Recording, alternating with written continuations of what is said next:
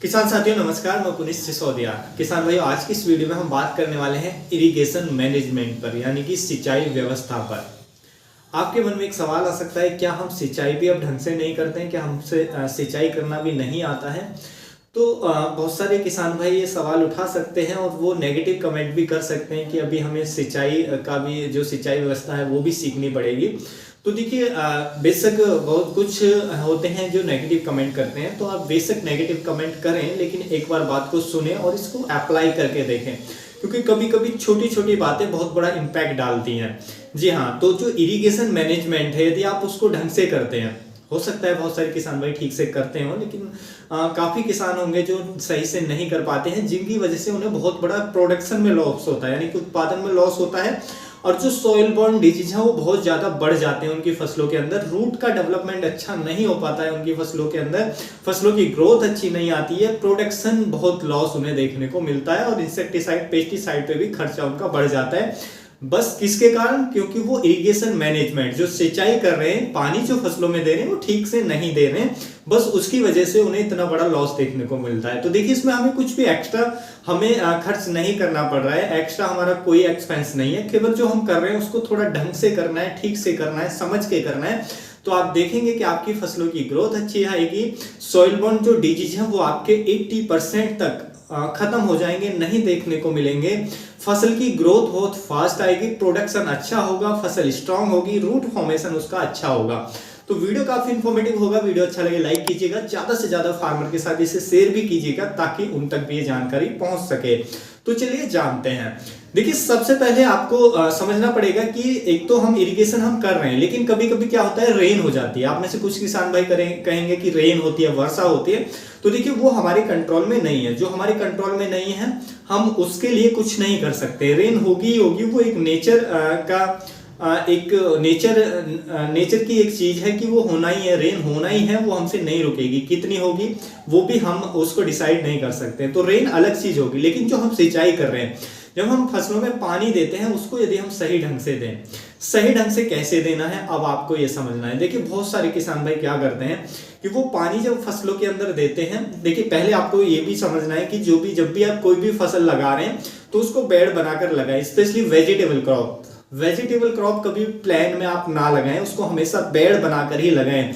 जो किसान भाई प्लान में लगाते हैं, वो एक बार बेड पर लगाकर देखें। कुछ प्लांट्स बेड पर लगाकर देख सकते हैं और डिफरेंस देख सकते हैं। उसके डिजीज में देख सकते हैं कि उसमें डिजीज कम आ रहे हैं, उसमें ग्रोथ फास्ट आ रही है, उसमें जो हमें प्रोडक्शन है वो भी अच्छा देखने को मिल रहा है, जो उसका ग्रोथ है वो भी फास्ट आ रही है, जो हमने बेड पे लगाई है। तो इसलिए आप खुद ट्रायल करके ये देख सकते हैं, तो आप बेनिफिट मिलेंगे। तो सबसे पहले हमें बेड पर ही लगाना चाहिए, कोई भी वेजिटेबल क्रॉप आप लगा रहे हैं। दूसरा, जब भी आप पानी दे रहे हैं, तो पानी को आप बहुत कम दें। देखिए, बहुत सारे किसान भाई क्या करते हैं कि बेडों में जो साइड में नालियां हैं, तो नालियों को बिल्कुल भर देते हैं, जिससे बेड पर भी पूरा नमी हो जाती है।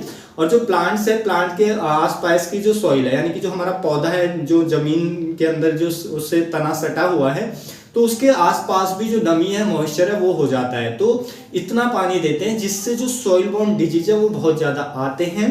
उसके साथ साथ जो रूट का डेवलपमेंट है वो अच्छा नहीं होता है, पौधे की जो ग्रोथ है वो भी अच्छी नहीं आती है। आप कभी भी करके देख सकते हैं। तो इसलिए जब भी आप इरिगेट करें, सिंचाई करें, कोशिश करें कि बेड से नीचे रहें, यानी कि बेड ऊपर से सूखा हुआ रहे। या मान लीजिए हम बेड की हाइट रख रहे हैं, तो बेड का जो आधा हिस्सा है, या आधे से थोड़ा ऊपर जो नमी है वो पहुंचनी चाहिए, यानी कि आधे से ऊपर थोड़ी जो नमी है वो पहुंचनी चाहिए। ऊपर का पूरा जो बेड है वो ड्राई रहना चाहिए, सूखा रहना चाहिए जहां पर हमारा प्लांट है।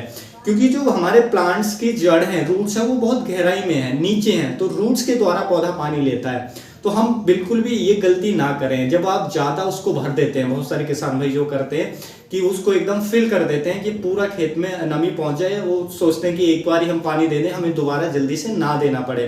तो उसकी वजह से बहुत लॉस आपको देखने को मिलता है। आप ये ट्राई करके देख सकते हैं कि एक बार कुछ पार्ट में जैसे आप पानी दे रहे हैं वैसे दें, और कुछ पार्ट में जैसे मैं कह रहा हूं कि उसको बहुत कम दें। यानी कि आप बार बार दे सकते हैं, जैसे ही ड्राई हो फिर दोबारा दे दें।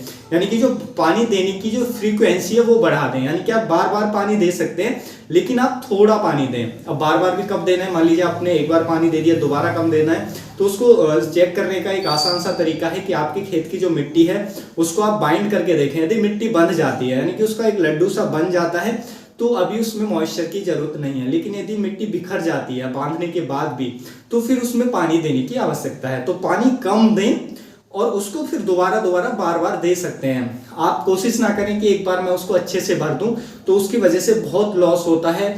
जो डिजीज हैं वो आपके आते हैं, रूट रॉट की समस्या, डैम्पिंग ऑफ की समस्या, सॉइल बाउंड डिजीज वो आपके बढ़ते हैं। और जब ये चीजें बढ़ती हैं, फसलों की जो जड़ों का विकास है वो भी अच्छा नहीं होता है। जब हम पानी ज्यादा डांट के देते हैं और उसमें फिर फंगस का अटैक होता है, वैसे डेवलपमेंट अच्छा नहीं होता है। फिर हमारे जो पौधे का विकास है वो भी धीमा पड़ जाता है और वो पौधा स्ट्रेस में जाता है, जिससे कीट व रोग भी ज्यादा आते हैं और प्रोडक्शन हमें बिल्कुल अच्छा नहीं देखने को मिलता है। तो इसलिए पानी की जो व्यवस्था है उसको आपको समझना पड़ेगा। पानी आप ठीक से दें, कम दें, जो ऊपर तक नमी ना पहुंचे, केवल क्योंकि जड़ों के माध्यम से पौधा को पानी लेना है। तो पानी कम दें और उसको बार बार दें, जरूरत पड़ने पर बार बार आपको देना है। देखिए पानी बहुत ही नेसेसरी है, लेकिन सही तरीके से। कोई भी चीज किसी की जो रिक्वायरमेंट से ज्यादा दी जाए तो वो हमेशा नुकसानदेह होती है। तो जितनी रिक्वायरमेंट है उसी तरीके से कम पानी दें, उसको ज्यादा ना भरें। पानी ज्यादा कब दे सकते हैं, एक तो उस टाइम पे दे सकते हैं, मान लीजिए अभी आपने सीड सोइंग की है, मान लीजिए अभी बुवाई की है, तो पानी ऐसा दें कि बेड ऊपर तक नम हो जाए, क्योंकि जो हमारा सीड है उस तक नमी पहुंचना जरूरी है, क्योंकि अभी उसकी रूट तो निकली नहीं है। तो बीज हमने ऊपर ही लगाया है, तो वहां तक नमी पहुंचनी चाहिए, वो तभी जर्मिनेट होगा। तो एक तो उस टाइम पे आप पानी अच्छे से डांट के दे सकते हैं। दूसरा, मान लीजिए आपने प्लांटेशन की है, यानी कि किसी पौधे की आपने नर्सरी लगाई है, तो उस टाइम पे एक पहला पानी अच्छे से डांट के दे दें, ताकि जो नमी है वो अच्छे से हो जाए, जिससे जो उसका हमने सीडलिंग लगाया है उसका रूट फॉर्मेशन अच्छा हो, उसका जड़ों का विकास अच्छा हो, पौधा हमारा जल्दी से स्टेब्लिश हो। तो एक पानी वहां पर और एक वहां पर, यानी कि एक सोइंग टाइम पर यदि आप दे रहे हैं, सोइंग कर रहे हैं, और यदि प्लांटेशन कर रहे हैं तो प्लांटेशन के टाइम पे 2 ही बार जो पानी है वो अच्छे से देना चाहिए। लेकिन जैसे ही पौधा वो आता है या जो हमारी नर्सरी स्टेब्लिश हो जाती है, तो फिर पानी इतना दें कि उसकी मॉइस्चर ऊपर तक ना पहुंचे, यानी कि जहां हमारा पौधा लगा हुआ है उसके आसपास की नमी ड्राई रहे और केवल नीचे नीचे ही नमी आनी चाहिए। पानी देने के बाद भी जो नमी है वो भी उस तक नहीं पहुंचनी चाहिए। तो ऐसा पानी दें और फिर जरूरत होने पर दोबारा दें।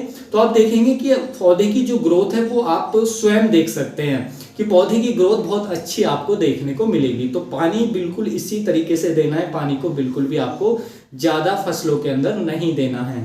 देखिए बात बहुत छोटी सी है लेकिन बहुत काम की है, आप करके देखें, बेनिफिट्स आप स्वयं देख सकते हैं।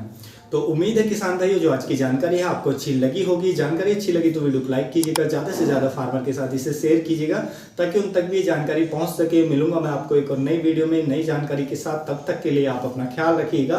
धन्यवाद।